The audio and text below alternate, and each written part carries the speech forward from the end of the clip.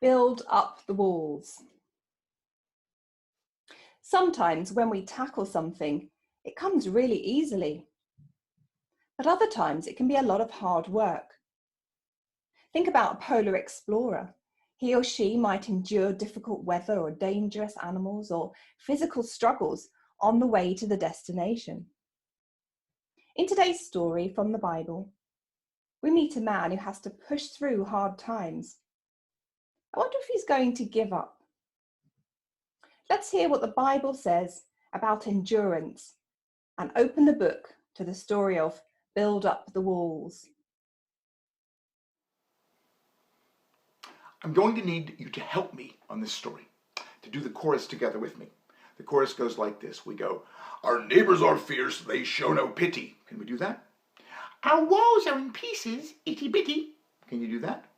So let's build them up so they're nice and pretty.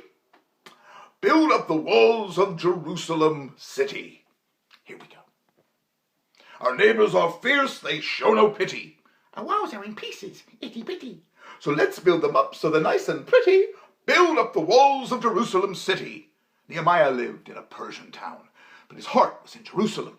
So when he found that the walls of his hometown were fallen down, he went to Artaxerxes, the man with the crown. "O king," he said, and he shed a tear.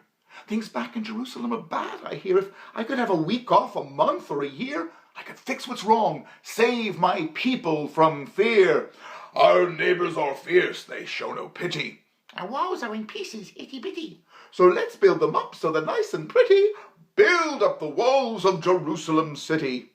"I like you, Nehemiah," Artaxerxes said. "You're the best cupbearer that a king could get. You've tasted my wine, I've not been poisoned yet. So leave with my blessing and do your best." So Nehemiah, with the king's own soldiers, and a letter to allow him to pass safe through borders, and a load of timber that the king himself ordered, set off for his homeland to lay brick and mortar.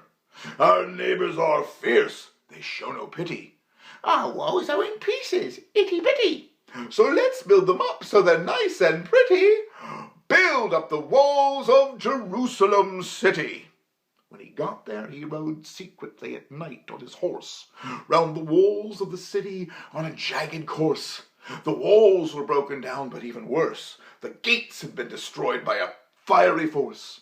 The sheep gate, the fountain gate, they all had names, lay there in ruins. It was just the same for the horse gate and the fish gate and the old gate too, and the dung gate, yeah, that's where they dumped the poo. "Our neighbors are fierce, they show no pity. Our walls are in pieces, itty bitty. So let's build them up so they're nice and pretty. Build up the walls of Jerusalem city." So the people of Jerusalem broke up into teams, families, clans, that sort of thing, and they worked on the walls and the gates and the beams. It all went well, or so it seemed.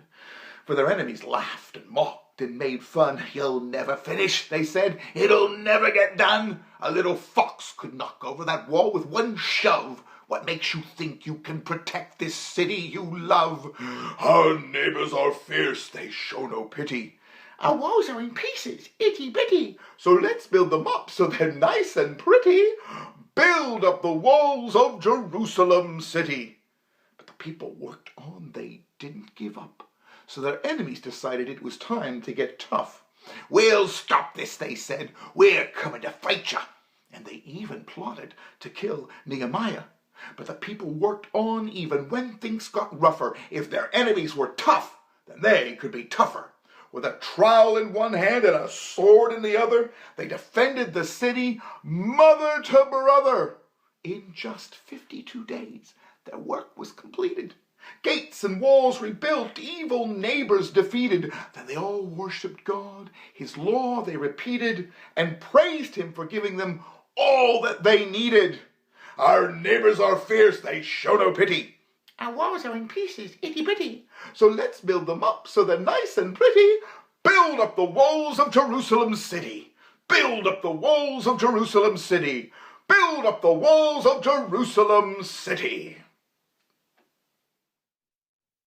Nehemiah loved his people and his city, and he knew God wanted the city walls to be rebuilt.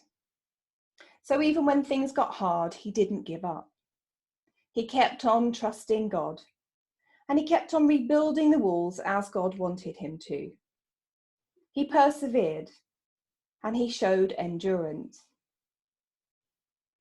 Think back over today's story. I wonder if you have ever been trying to do something important and someone has made it difficult for you. What inspires you about the endurance Nehemiah and his people showed? Have a quiet think about something that is challenging you right now.